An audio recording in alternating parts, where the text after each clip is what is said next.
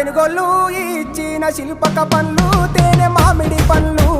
తీయంగా దిందామె తీరొక్క పండ్లు చిలక నేరేడి పండ్లు కాపంలో ఇచ్చిన మక్క కంకులు అవి పాల కంకులు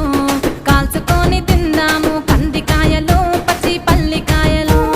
గుజారి గుజారి మామిళ్ళ కిందో నల్ల మామిళ్ళ కింద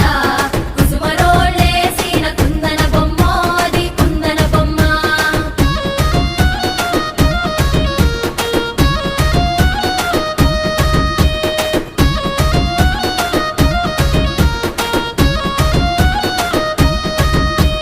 బెస్తోలు పెట్టిన పచ్చి చేపలు అవి వట్టి చేపలు